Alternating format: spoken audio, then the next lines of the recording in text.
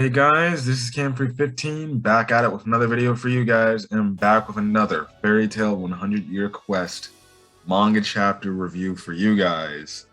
And this week we got chapter 103, and man, what a chapter was this! This is even better than the Lucy chapter when she faced it when she went up against Mimi, because this power move set she did with the combination of Aquarius and Gemini's Star Dress mix. My God, just imagine if she had Aquarius full time and she didn't have no like 16-second time limit resistance because she doesn't have Aquarius in her arsenal.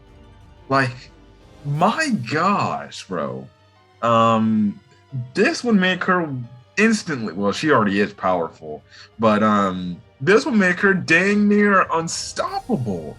And stuff like that. But this, I loved this chapter, and I especially loved how the move was set up. It was so good in everything. And I definitely can't wait to see freaking, more of what potentially could be freaking happening, and stuff like that in terms of the story. Anyways, let's get on to this chapter. First thing, obviously, I'd like to talk about, well, I thought this was the cover page for the chapter, but no, it wasn't. I guess in Japan, they held a 100-year quest popularity poll, and seemingly, Lucy won it all. Now, I'm guessing Lucy's a fan favorite. Well, of course she would have to be a fan favorite. I didn't know she was that popular in Japan. I thought, Urza came in as a second, then I'm guessing Natsu came in third. Jalal, surprisingly, was a fourth candidate. Came in fourth place. I didn't even think Jalal would be that popular in Japan. And probably a shock of the chapter we see, obviously, main chapter, but if you look at this popularity poll, shock of the popularity poll is the fact that, well, a new character from 100 Year Quest, 100 Year Quest original character, made the top 5 list, and that's in Celine. Celine made the top 5. She came in 5th place. I know I'm talking a little bit about this, but that's actually pretty damn good, because that means, because we don't have a gauge out here for the American public of how popular characters in Fairy Tail are, but for Japan, just to say, and we get a poll of the fact that Celine is 5th place. She's in the top 5 of these characters. These characters we've seen for years, like years. And she's top 5 in that. It goes to show you how popular people in Japan think of Celine. She must be very popular. Maybe that could be for the character reasons, or maybe it could be for the other reasons. So you all know why I love Celine. But that's the whole thing there. Pretty cool. That's honestly pretty cool. I'm kind of just shocked that I'm shocked that Celine made it. I'm also kind of shocked that Jalal ended up being the top 5 popular character list. I didn't think Jalal was that popular. I would think they would have replaced him with like maybe a Laxus or a Gray or something like that. I'm kind of also a little shocked that Lucy won the popular. I would think Urza would have won it. She's probably more well known than Lucy, but I guess it makes sense. Lucy is a main character, so yeah. But anyways, yeah. Real cover page is actually a pretty seductive looking picture of Lucy in a bedded room gown and stuff like that. Again, image. One of the best images of Lucy I have seen. All I can say is, man. So yeah, this chapter 103 is titled Memories of Friends. Anyways, we start the chapter off where we last left off the chapter, and I believe it's like even the same freaking panel, just expanded a little bit more. And obviously the whole thing, last chapter, at the end of last chapter, that got everybody talking was the fact that Lucy got hit by this attack, and seemingly there was a shot at the end of the chapter last week, or 2 weeks ago, where essentially Lucy looked like she was getting her hand cut off, her arm was getting cut off her body. And there were some people that were saying, oh man, if she gets her arm cut off, which I think she did, this could definitely change the story, and stuff like that. I watched Rax's video because I like his fairy tale reviews. He said there could have been like a way of like, a way of, because in the future timeline, back at the Grand Magic Games arc, because I made that reference in my video too. Like, if they cut her arm off, she'll be like freaking future Lucy from the Grand Magic Games arc.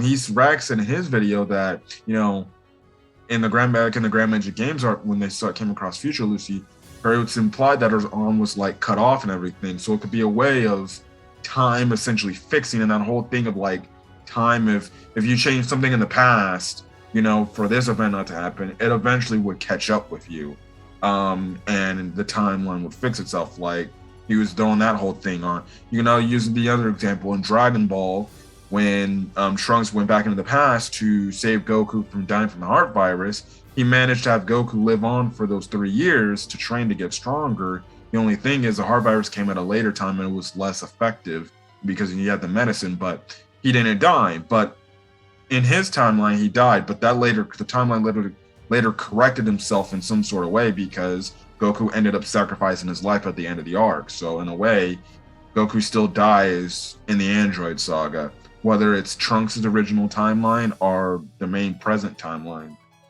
So that's what a lot of people were thinking, and stuff like that. Like, oh, her arm's gonna be cut off and everything, and this is gonna make the story even crazier. We're gonna have a freaking, decapitated armed Lucy, and stuff like that. And I was kind of the opinion, like, yeah, that could be the case, but at the same time, it could also be a bait and switch where we get fooled out next week, the next chapter, and it goes to show you that no, in reality, it was probably just the angle. It looked like her arm / it could be some other play. And I even threw a lot in my last chapter review, like, I highly doubt if that were to happen, Hamashima would probably more than likely find a way to have Lucy get her arm back. Because listen, this is the same series that back in the final arc of the original series, it looked like Makarov was going to die, but Mashima makes a not so, I guess you can say, a not so popular decision amongst some fairy tale fans of bringing Makarov and keeping him alive. I still to this day think Makarov should be dead, and either Guild Arts or Urza should be the guild master of fairy tale right now. I'd take even Locke as being the guild master. I'm still waiting for that. I feel like that should be a storyline in 100 Years Quest at some part when Makarov's literally going to die for good this time. That's just me. But anyways, going back to the main chapter because I'm going off on a tangent. It's looking like that. And the question is this true or is this a bait and switch? And the next panel we get these smoke clouds with Lucy's arm and everything that shocks Kiria, and all of a sudden, the people that come out of the clouds is Gemini, and they're like, "Oh, pretty," and stuff like that. And they're like, "Oh, that was a close one, right?" And stuff like that. And we find out Lucy is a-okay. She didn't lose any limbs or anything. Horologium came in at the same at the nick of time, like Horologium always does, and stuff like that. We've seen throughout the series countless times, and she ended up saving Lucy in the nick of time. Her and Gemini, Horologium and Gemini saved Lucy in the nick of time before it looked like she would have taken a massive loss, and stuff like that. Obviously, typically when Lucy gets into Horologium, 9 out of 10 times she ends up having her clothes taken away, so she's essentially butt-ass naked, and stuff like that. So yeah, in Horologium, he kind of lets Lucy out. He's like, "Listen, Lucy, that was your one get out of jail card this time, so don't expect me to help you again." And he goes back off. I will say, maybe I'm nitpicking a bit, but it's kind of still weird and interesting of the fact that Horologium, after this entire time, Lucy's gained a lot of more power Horologium is still that phase where it's like, oh, I can only save you like one time, and stuff like that, and then I gotta go back. But then again, he did open his own gate, so maybe that does. And then he is also a lesser spirit, so that's probably another reason why. That's just me, but okay. Yeah. I found it funny. Laxus, obviously, who's under control, kind of looks away. He's like, can't look at Lucy, even though she's very hot and sexy and yada yada yada. Stuff like that. Anyways, Lucy goes into her airy star dress mode. She's obviously talking like that was a close one and everything, but Kiria obviously heard what Horologium said. She's like, well, you can only use the defensive skill one time. Well, you're out of luck then, because it won't happen again. So Kiria goes on to try to attack Lucy more. Lucy this time tries to use her wool shield, which is the defensive ability that Ares uses that kind of stops opponents in their trap. But again, Kiria cuts through it with utter ease because she says she can cut through anything. And essentially, Lucy's taking just a barrage of these attacks from Kiria and everything. And in the meantime, Lucy's just thinking to herself, she's like, what the hell am I going to do? Because I'm kind of stuck in a position where I can't do anything. Like, this girl's got me beat. I can't think of anything. And I'm probably going to lose now because of it. And Lucy's obviously in that phase where it's looking like in the panel she's about to be defeated. But all of a sudden, Laxus gets in the way and protects Lucy, and he gets cut and everything. And Kiria is like, wait, how the hell did you break my freaking how did you break my control? You know, I cut your strength. You're supposed to be my yes man, which I found was very funny, cute and adorable. Just from the standpoint, Kiria is like, you were supposed to be my man in a way. So yeah, I found that hilarious and everything. But Laxus essentially says the reason why he was able to protect Lucy is because for some odd reason he moved on his own. His body moved, you know, on its own. Huh? It sounds like a Deku reference right there. Just playing. If you watch My Hero Academia or you read the manga, you know what that line means. Laxus said when he said, "My body just moved on its own." It's always used time and time again, and stuff like that. And essentially, Laxus goes on to say, "Listen, you know, I may have been under control, but the one thing is, when I was watching this fight, you know, I couldn't allow my friend to get hurt, and that's the bond of our guild, Fairy Tail, that makes us strong."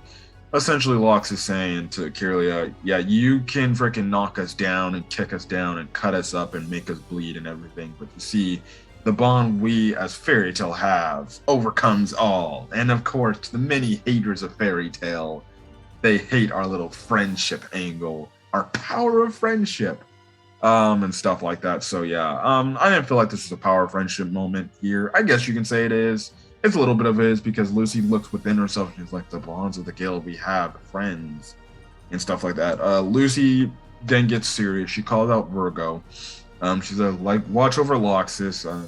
Okay, I don't know what Virgo's gonna do, but all right, sure, and stuff like that. So yeah, Lucy gets the recognition of the fact that the bonds of their guild gives them strength. So obviously this is a friendship moment, but at the same time, Lucy shows off the power she truly does have. Again, like I said, like I said in the Mimi chapter, Lucy has this type of power. Like, she can literally use this power at will if she wants to. The only thing is she always constantly doubts herself because, well, she sees herself sometimes. She doesn't, well, one, she doesn't like to get herself dirty. She doesn't like to fight unless she really has to, because she's kind of just like the girl, not really damsel in distress character, because she can defend herself pretty effectively. It's just she doesn't like to fight like a Natsu or a Gray or a Gagio or an Urza even. She likes to do more of the typical, I kind of just want to just be around and do the request and get it over with and go home and stuff like that. That's been Lucy's character since day one. But, you know, as the series progressed, we've seen how strong Lucy can get, and she can actually, you know, fight her own battles and stuff like that. And this even made it even better when the incorporation of the star dress stuff. So yeah. Now Kiria is like, bonds, please. You think your little friendship moment is gonna save your ass? Because no way in hell, I'm gonna cut through that too, and stuff like that. So yeah, and essentially Lucy's like, I'm essentially remembering all the events from the past, how many storylines we've seen in this series, and said I have the memories of my friends and everything. They're all in my body. So you get nice screenshots back to former chapters, like the time when Natsu ended up stopped being E&D after he realized no, Lucy was still alive. I still think that was a great moment. My God, I still think the Gray versus Natsu E&D battle was dope because again, you have to check out my review of the Alvarez Empire arc. I did like that moment just from the standpoint. The reason I did like the reason why Gray and Natsu did fight in that arc, just from the standpoint they thought the two people they cared about the most, two people they essentially are in love with, they thought they died. So of course they would go probably berserk and go crazy, and stuff like that. And then it was a great moment when they both essentially found the ones that they love. You get the moment when they went up against Hades and stuff like that. So you get all these different callbacks in that moment. So Lucy ends up doing a Stardress mix of Aquarius x Gemini, another new Stardress combination we haven't seen. I'll say the outfit looks very I like the design of it in terms of the clothing, but man, let me just tell you, it is a very it's the type of outfit where it's like, okay, little kitties, tuck you in bed because you're not supposed to be seeing this. I wonder when the anime comes out, I wonder if they're going to censor it. But knowing the anime, they don't typically censor things from Fairy Tail, other than, I guess, the nudity being shown because you can't see the characters naked and everything. So, yeah, it's an interesting design, but essentially, it's got like the whole black and white yin and yang type of thing with an interesting star design on I believe it's the right side of Lucy's outfit, while the other side is just purely plain and white and everything. So, yeah, I mean, she's got these two ribbons in the back and everything. It looks cool. It's one of her cooler Stardress looking forms and stuff like that. So yeah, now Virgo makes a mention. She's just like, Princess, you got 16 seconds to use the form ability. You need to make it fast and everything. And Lucy's obviously like, well, 16 seconds is all I need. So Lucy, using the Aquarius portion of it, is commanding these waves and everything. And Kiria is like, what the hell's going on and everything. And along with, it's like a mixture of, again, it's a mixture, in this ability she's doing, it's a mixture of Gemini and Aquarius. And throughout this whole thing, she's chanting this spell to get started, her finishing spell to finish off Kiria. In the meantime, we see a bunch of fake, Lucy's and stuff like that surrounding Kiria. Kiria's cutting them, she's like, where are all these fake ones and everything and stuff like that, and where's the real one? And all of a sudden, Urza comes out of nowhere and she's like, I'm right here and stuff like that. This shocks Kiria, and Kiria is like, Urza? She cuts Urza, and it's presumed, and it's another fake. It's a copy of Urza. And at the same time, we see copies of Gray, Natsu, Wendy, and Happy too. And that's obviously the Gemini side kicking in the Stardress mix of making these clones alongside the waves and everything and stuff like that. And all of a sudden, we see another clone where we see Yukino and Princess Hisui. And essentially, this chant goes on to say, after Lucy completing the chant of the spell, it essentially makes a triangle around Kiria, and Kiria realizes she's been surrounded, and this move is called Celestial Trinity Magic Gottfried. And the attack essentially surrounds Kiria. It surrounds Kiria, and this big wave of magic energy surrounds Kiria, and it essentially takes her out and destroys her. Also, the jacket Laxus was wearing, I'm guessing disintegrated because Kiria is in the nude now, and Kiria is down for the count. She's done. She's obviously given that look where she's like, and you have the steam all over her. My thoughts on Celestial Trinity Magic Gottfried. This was very dope and very inventive by Mashima here. it's so cool, especially the callbacks to the Grand Magic Games arc, and even that filler arc of the in the filler arc of the it morally happens in the Grand Magic Games arc, but it was a nice, also again another callback to the one filler arc after the Grand Magic Games, the Celestial Spirits arc or whatever, when the Celestial Spirits went the Eclipse Celestial Spirits arc, when the Celestial Spirits went evil and everything. The reason why I like this callback is because it's consistent with the story, because not only Lucy's a Celestial Wizard, Yukino's a Celestial Wizard, and we also found out, I believe in the Grand Magic Games arc, I don't remember, it's been a while since I watched that arc, that we've also found out that it was revealed that Princess Hisui was a Celestial Wizard too. And she even helped out a little bit more in the Eclipse Celestial Spirits filler arc, and stuff like that. But I thought it was so cool that essentially Lucy, to get this extra boost in power with her spell, she made these fake clones of Yukino and Princess Hisui, because they're Celestial Spirit Wizards and they have around the same, they're probably not as strong as Lucy is. Yukino, it probably goes like this: Lucy's obviously the strongest Celestial Wizard, Yukino is the second strongest, and then Hisui's obviously the third strongest.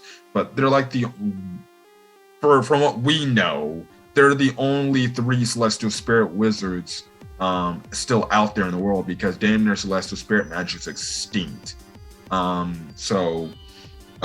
Yeah, I thought that was cool that she made these clones of Yukino, Hisui, and herself, because they're all Celestial Wizards, Celestial Spirit Wizards, and of course, having their power, assisting Lucy, would obviously be a big help to them. And I definitely did love this this move.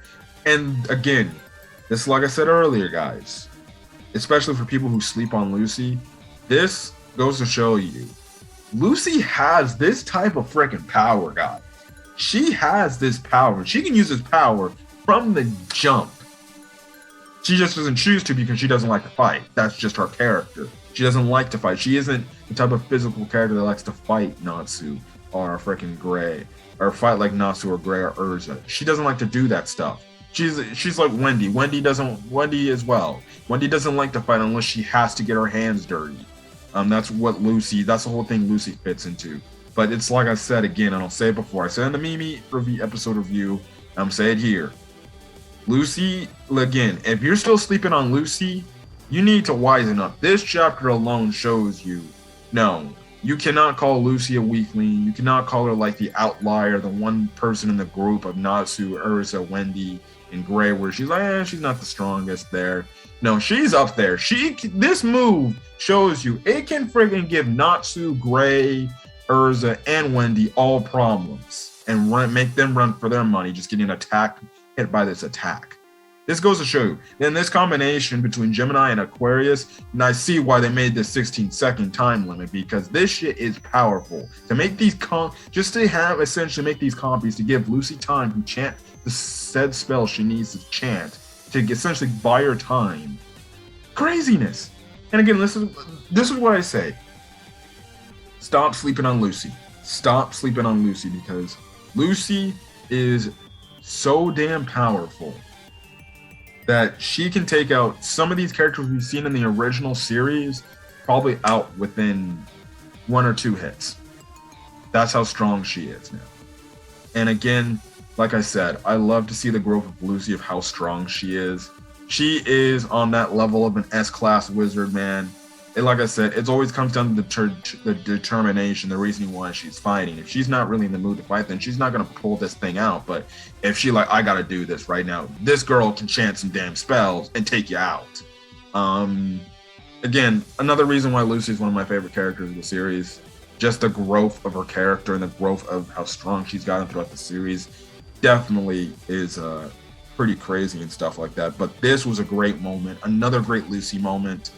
And stuff like that. She falls over, and she's kind of down for the count, I'm guessing because she's exhausted. She probably used all her magic reserves up. So yeah. And she goes in the chapter saying that power That is the power of our bonds, and that's where the chapter ends off. And yeah, so this chapter strictly focused on the climax to the Lucy Kiria fight, which I predicted from the last chapter review that I said we would probably be getting this week, that we'd probably be getting the climax to the Lucy Kiria fight. So Kiria is down for the count. Laxus is more than likely broken from his little control thing. So yeah, I don't know if they're just gonna leave Kiria there, or if Laxus is just gonna go over there and just be like carrying her and stuff like that. Maybe he this time, since his jacket's gone, he gives him her shirt. He gives him his shirt. Or gives her his shirt. So yeah.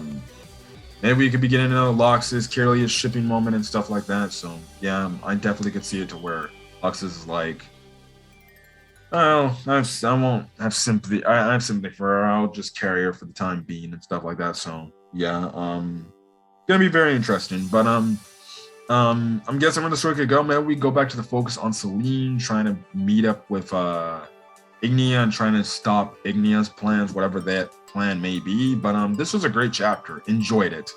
But anyways, guys, I'm gonna get out of here. If you guys like the video, leave a like. Put in the comment section your thoughts on this week's chapter for Fairy Tail 100 Year Quest. Did you like it? Do you like the Lucy? Again, showing how strong she is. So yeah, as well as hit that subscribe button if you want to get more Fairy Tail content. So other than that, guys, I'm gonna get out of here. Hopefully you guys have a great rest of your day or night or when you're checking out this video. Until then, guys, peace.